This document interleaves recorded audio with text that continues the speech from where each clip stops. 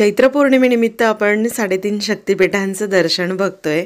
तर आधी पहिल्या ब्लॉगमध्ये तुम्हाला सप्तशृंग मातेचं दर्शन करवलं। आता पूर्ण 3.5 शक्तिपीठाचं आपण दर्शन करत आहोत। ही आहे माता सप्तशृंग, जे की अर्धशक्तिपीठ म्हटलं जातं। रेणुका माता माहूरची जवळजवळ 108 शक्तिपीठं आहेत। त्यापैकी 3.5 शक्तिपीठ आपल्या महाराष्ट्रातच आहेत।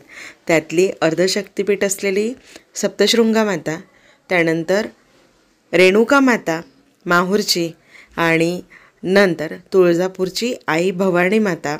तर अशा सगळ्या 3.5 शक्तिपीठांचं तुम्हाला मी प्रत्यक्ष दर्शन करवत आहे।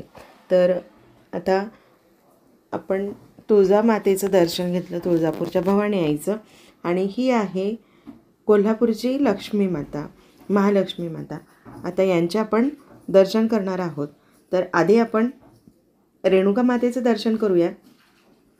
ही प्रति रेणुका म्हणून ह्या ठिकाणी स्थापित आहे। तर हे पूर्ण सोन्याच्या मखरात आहे। तर रेणुका मातेची जी आख्यायिका आहे तर ती फार वेगळी आहे, कारण की परशुरामाची ती आई होती आणि मग असंच काहीतरी युद्ध झालं।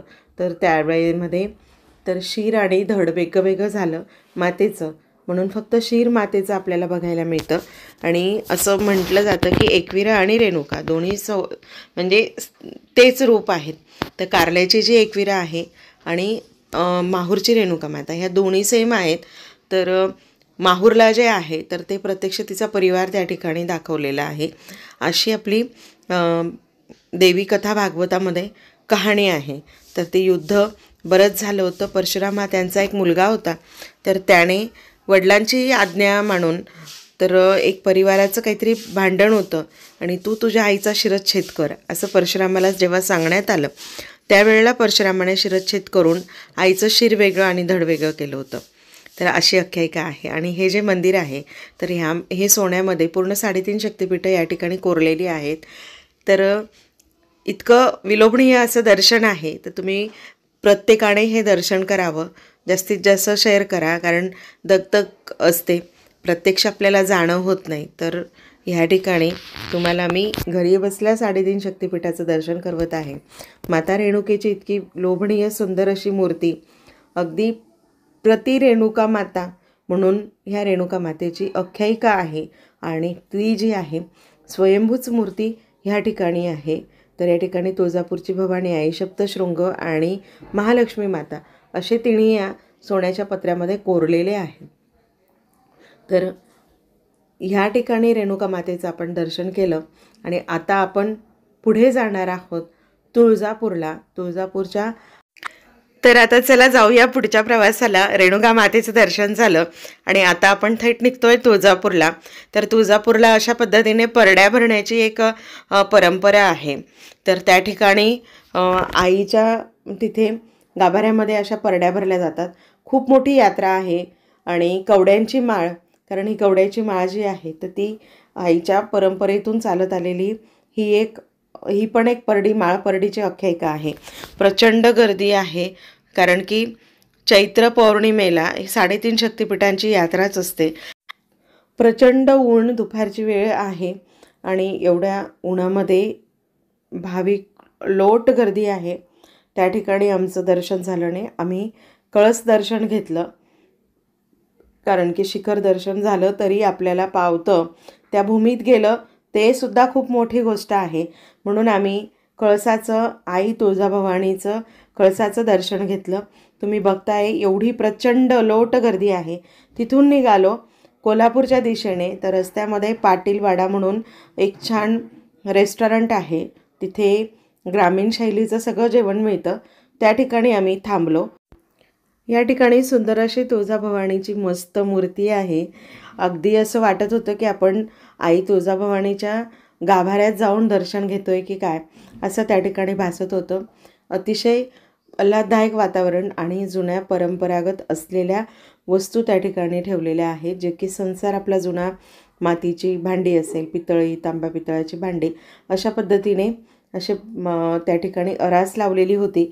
आणि भारतीय बैठकीमध्ये जेवणाची खास सोय आहे। तर इतकं छान आहे, स्वच्छता आहे, सगळ्यात महत्त्वाचं म्हणजे स्वच्छ सुंदर असं जुन्या वाड्यासारखा वाडा आहे हा, कारण याला नावच पाटील वाडा आहे. तर ह्या ठिकाणी आम्ही जेवणाचा आस्वाद घेतला. मला वाटतं ह्या ठिकाणी नॉनव्हेज पण मिळतं, परंतु आपण देवाला जातो आहे तर नॉनव्हेज खाणं अतिशय चुकीचं आहे. आणि नंतर आपण कोल्हापूरला येतो आहे. कोल्हापूरच्या महालक्ष्मीचं अंबाबाईचं दर्शन. इथे मात्र दर्शन अगदी मनमोकळं मनमुराद झालं. अगदी गाभाऱ्यापर्यंत जायला मिळालं. तुम्हाला दिसतंय गाभाऱ्यातले पूर्ण दृश्य आहेत हे. आणि ह्या ठिकाणी मनसोक्त अंबाबाईच्या ठिकाणी कोल्हापूरला दर्शनही झालं, निवांत बसायलाही मिळालं. त्या मानाने गर्दी थोडी कमी होती. तर असं आपण छान तिन्ही शक्तिपीठांचं दर्शन करत आहोत. घरी बसल्या तुम्हाला तिन्ही शक्तिपीठांचे दर्शन करायला मिळाले आहेत.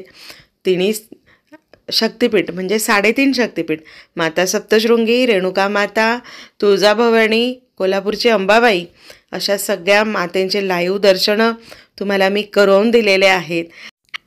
या ठिकाणी रोड छान झालेत म्हणून प्रवासही छान झाला.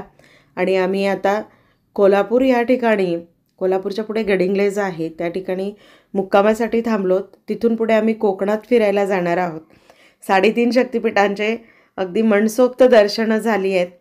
अतिशय आनंद होतो आहे की एवढ्या गर्दीतसुद्धा आपल्याला महालक्ष्मी मातेचं दर्शन छान झालं, अंबाबाईचं दर्शन छान झालं.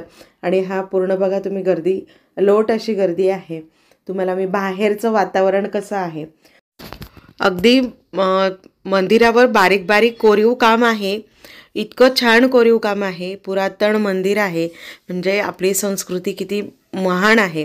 आणि हे जे आहे आपण जे कुंकुमार्चनसाठी जो टाक वापरतो, तर तो ह्या अंबाबाईच्या कळसाचं मेन महत्त्व आहे.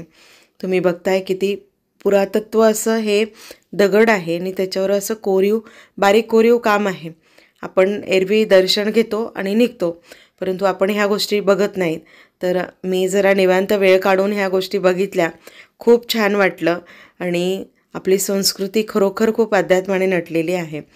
तुम्हालाही जर असे 3.5 शक्तिपीठांचे दर्शन करायचे असतील तर रोड इतके छान झालेत. तर समृद्धी महामार्ग किंवा मग धुळे सोलापूर हायवे जो आहे त्या मार्गानेच आम्ही आलो कोल्हापूरपर्यंत. कोल्हापूरच्या हायवेला मध्ये एक रस्ता आहे कोल्हापूरला येण्यासाठी. मग तिथून ज्योतिबा, कारण ज्योतिबा आणि कोल्हापूर दोन्ही रस्त्यातच आहे. ज्योतिबाची यात्रा होती त्याच्यामुळे वेळ खूप लागणार होता, म्हणून ज्योतिबा आम्ही केला नाही. तर आम्ही डायरेक्ट कोल्हापूरला आलो. कोल्हापूरलाही प्रचंड गर्दी आहे. त्यामुळे ही गर्दी कमी आहे असं तिथल्या गुरुजींनी सांगितलं. आपले 3.5 शक्तिपीठांचे दर्शनं करून झाले आहेत. आता इथून आपण कोकणाकडे वळणार आहोत आणि आता कोकणातले ब्लॉग्स तुम्हाला दाखवेल. तर जायचं कसं काय, तर म्हणून लाईक करा, शेअर करा आणि चॅनलला सबस्क्राईब नक्की करा.